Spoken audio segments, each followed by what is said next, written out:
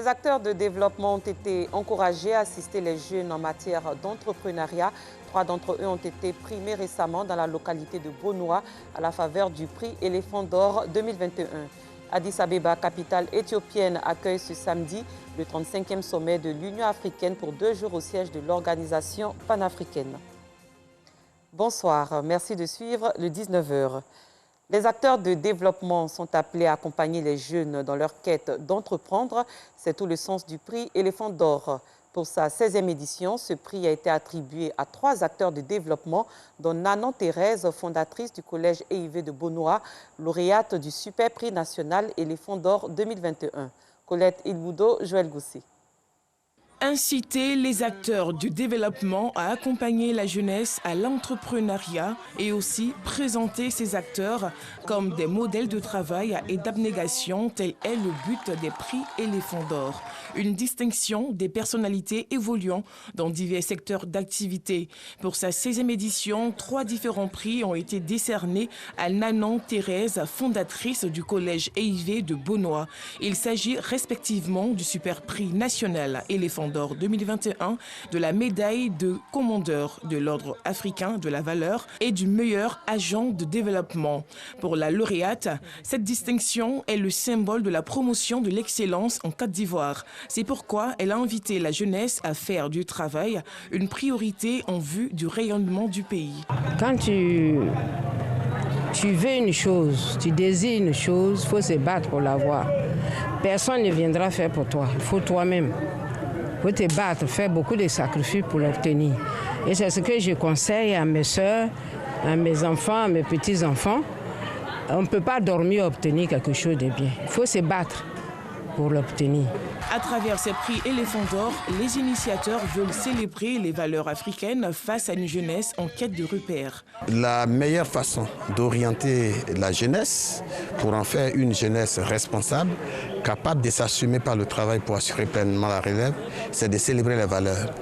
Et c'est ce qui nous a poussé à créer les prix Éléphant d'Or. Nous sommes là pour célébrer, je dirais, une école qui est la première femme dans le sud Comoé à créer une école. Et comme créer une école, c'est bâtir une nation. Nous sommes donc venus lui rendre hommage. Les prix Éléphant d'Or sont une série de distinctions honorifiques à travers lesquelles l'Organisation panafricaine de la jeunesse francophone, OPAJEF, célèbre tous les ans tous ceux qui, par le travail, font gagner le pays et sa jeunesse. Dans la région du Béré, précisément à Mankono, les élus et cadres manifestent leur engagement pour l'autonomisation des jeunes et des femmes, notamment à travers un appui financier pour leur permettre de mener des activités génératrices de revenus. Le point de Soro Corona, notre confrère de RTI Boaki. Mariam vend de la ticket aux poissons frits depuis une dizaine d'années à Dantogo, son village natal. L'activité lui permet d'assurer son quotidien et celui de sa progéniture. Grâce à Dieu, je gagne pour moi dessus. Je prends pour faire les petits besoins. Souvent, les enfants sont malades. On a un problème d'argent, on prend aussi. Non loin du village, des jeunes à la tâche dans un champ. Ils vivent de ces travaux champêtres. Les activités de la jeunesse, comme vous voyez, c'est les travaux champêtres. Après les travaux champêtres, peut-être que pendant les campagnes d'Anakad, on a des enfants qui se débrouillent aussi dans ce commerce d'Anakad aussi. Ces jeunes reçoivent la visite du sénateur de la région du Béré. L'élu est venu leur apporter son soutien et encouragement. Engagés pour leur autonomisation, ces jeunes et femmes, mais un appui de bonne volonté pourrait davantage leur permettre de renforcer l'existant et diversifier leurs revenus. Si tu prends un poisson 10 000 comme cela, souvent l'argent sort, souvent ça ne sort pas. On n'arrive même pas souvent à superviser nos enfants où vous voyez, le champ, une famille, un champ, ça peut prouver que ce n'est pas rentable. Nous demandons vraiment que l'État nous aide beaucoup sur des projets où on peut scolaariser nos enfants pour tout. Un appel perçu par l'élu local qui fait don de 3 millions de francs CFA aux populations. Le président de la mutuelle de développement des Dantogo salue cette action qui vient soulager ces jeunes et femmes. Nous avons une association des femmes ici et des jeunes qui sont en quête d'emploi. Je pense que ça peut les propulser, les amener à faire des projets. Le parlementaire situe son geste dans le prolongement des actions sociales du gouvernement. Vous savez, quand on aide les femmes, c'est comme tu t'aides toi-même. C'est ce que j'ai fait, parce que les femmes, ils n'ont pas de grands moyens. Les vieux ont travaillé, qui ont permis aux jeunes d'aller à l'école. Il faut qu'ils travaillent pour qu'ils envoient aussi leurs enfants à l'école. Quand on les a trouvés en train de travailler, ça nous a fait bon au cœur. Je voulais quand même leur dire merci et de continuer à travailler pour les parents. Comme dans les autres localités, à Tongoulé, un quartier de Mankounou, le sénateur Mamadou Bamba a fait don de 3 millions de francs CFA à des femmes. C'est un appui au commerce et à la production de maraîchers. Des jeunes autonomes et outillés en communication politique, c'est le but d'une formation ici à Abidjan au siège de l'OIDH, Observatoire ivoirien des droits de l'homme. Cette première édition a pour thème la communication politique, enjeux et défis pour une meilleure offre politique en Côte d'Ivoire. C'est une initiative de Flora Irel, experte en communication politique. Anicette Conan-Blessing, Georgette Ido Fofana. L'air attentif, stylo en main, ces jeunes assistent ce matin à une formation en communication politique. Cette formation est offerte par Flora Irel, une entreprise qui évolue dans le domaine de la communication politique. Nous partons du postulat que l'entre-gens de nos hommes politiques et des mouvements et associations politiques est composé de néophytes souvent ou encore d'amateurs en matière de communication politique. Alors qu'il y a des professionnels qui sont formés pour œuvrer dans cette communication politique en accompagnement à toutes ces personnalités. Donc c'est ces personnes-là que nous avons appelées pour leur demander un engagement beaucoup plus marqué sur le territoire pour qu'on puisse savoir qu'ils existent et qu'il faille s'attacher leur service. La communication politique, quel enjeu et défi pour une meilleure offre politique en Côte d'Ivoire?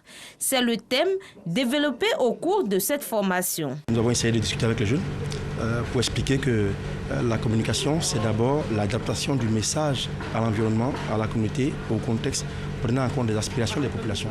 Une bonne politique, c'est celle qui parle le langage attendu, pas forcément attendu, mais le langage qui est accessible. Et elle a également la communication qui permet de tirer la société vers le haut en offrant des valeurs et des modèles. Tout cela pour l'amélioration de l'offre politique. Nous avons besoin d'être formés. Donc de telles initiatives sont bienvenues. Le contenu est parfait. On a reçu des personnalités du monde politique, des médias. En tout cas, le contenu est parfait pour construire l'homme politique que nous voulons devenir. Cette formation qui s'est tenue sur 2 jours a vu la participation de plusieurs acteurs du système politique ivoirien. Le voile islamique a été célébré ce samedi à l'occasion d'une journée dénommée le Hijab Day. Un rendez-vous initié aujourd'hui à l'Amphi A de l'Université Félix Houphouët-Boigny par l'Association musulmane pour le bien-être familial. Notons que le Hijab Day, célébré le 1er février, vise à instruire la jeunesse musulmane sur les bienfaits du voile islamique.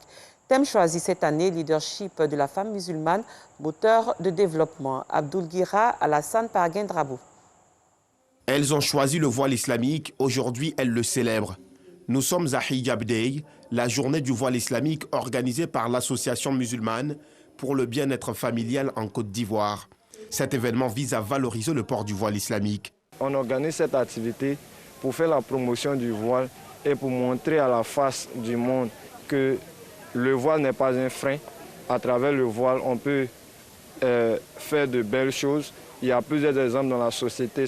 Pour les panélistes, le port du voile n'est pas un frein à l'insertion professionnelle de la femme musulmane.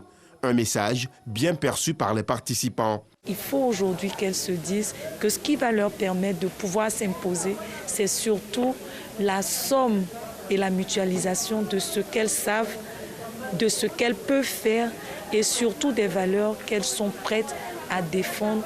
Et cette éthique islamique doit être pour elles l'atout gagnant qui va faire la différence. Ça a été des panels vraiment enrichissants pour moi parce que j'ai appris avec les panélistes qu'avec le voile, c'est possible d'être un leader, c'est possible de se démarquer. Cette initiative de l'AMBEFSI, Association musulmane pour le bien-être familial en Côte d'Ivoire, bénéficie du soutien du COSIM, Conseil supérieur des imams, des mosquées et des affaires islamiques. Au sein de la communauté, nous avons besoin de femmes leaders.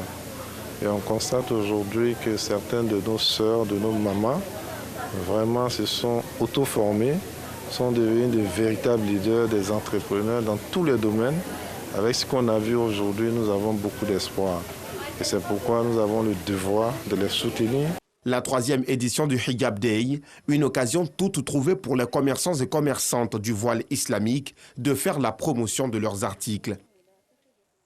Dans le domaine des sports, des directeurs régionaux et départementaux ont reçu des mains de dents. Claude Poulin, ministre de la Promotion des sports et du développement de l'économie sportive, des dons en matériel roulant. Il s'agit de 15 véhicules et plus de 20 motos d'une valeur de plus de 200 millions de francs CFA. Cette cérémonie de remise, la première du genre, a eu lieu jeudi dernier à la direction des affaires financières du ministère des Sports à Angré, dans la commune de Cocody. Arsène Kwasi, Jean-Sylvain Rissou. La capacité opérationnelle des délégués régionaux et départementaux du ministère de la Promotion des Sports et du développement de l'économie sportive vient d'être renforcée avec 15 véhicules et 21 motos, le tout d'une valeur de 282 millions de francs CFA. Parmi les 30 récipiendaires, 9 directeurs régionaux et 21 directeurs départementaux reçoivent les clés de leur matériel roulant des mains du premier responsable du sport ivoirien. Ce geste du ministre en charge des sports s'inscrit dans le cadre de la cohérence des actions gouvernementales aux structures déconcentrées du sport. Lors de ma prise de fonction, le président de la République, son Excellence Alassane Ouattara, dans sa vision de faire un développement holistique de la Côte d'Ivoire, a souhaité que le sport ait une fonction essentielle. Ce que vous venez de voir, ce n'est qu'un avant-goût de ce que nous souhaitons faire l'année prochaine. Sur nos instructions, le directeur administratif et financier, le DAF, est en train de travailler à améliorer et à amplifier cette action pour nos collaborateurs. Au nom des bénéficiaires, la déléguée départementale de la région de Lamé promet un usage rationnel de ce matériel de mobilité avant d'exprimer sa gratitude à la tutelle pour sa sollicitude à leur endroit. Au nom de tous les bénéficiaires, je voudrais vous adresser, Monsieur le ministre, nos vifs et sincères remerciements pour ces engins que nous venons de recevoir. Grâce à ces moyens de mobilité, nos différentes structures pourront toucher le plus grand nombre des populations dans les contrées les plus reculées de nos circonscriptions respectives.